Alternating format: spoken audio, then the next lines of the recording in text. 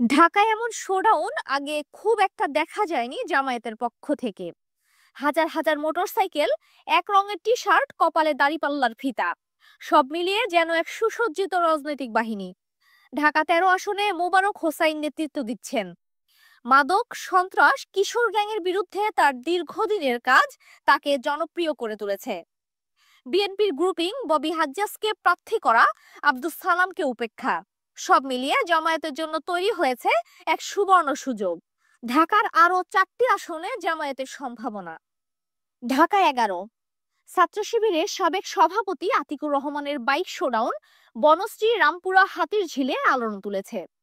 ঢাকা ৭, হাজী এনায়েতুল্লাহর জনপ্রিয়তা, পুরান ঢাকার ব্যবসায়ীদের সমর্থন এবং বিএনপির বিভক্ত তাকে এগিয়ে রেখেছে।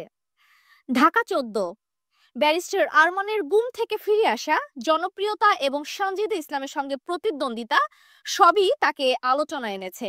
ঢাকা ১৫, জামায়াতে আমির ডক্টর শফিকুর রহমান এখন মিরপুরে অপ্রতিরোধ্য।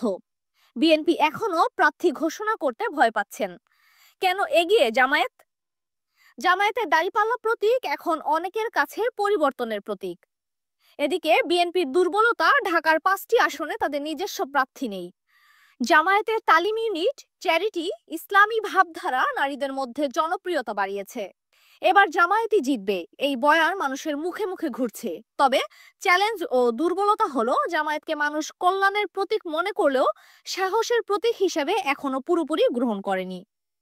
মিডিয়া ও সংস্কৃতিতে তাদের উপস্থিতি দুর্বল। নির্বাচনের আগে টাকার খেলা ও ভয়ভীতি, এগুলো মোকাবিলা করতে হবে।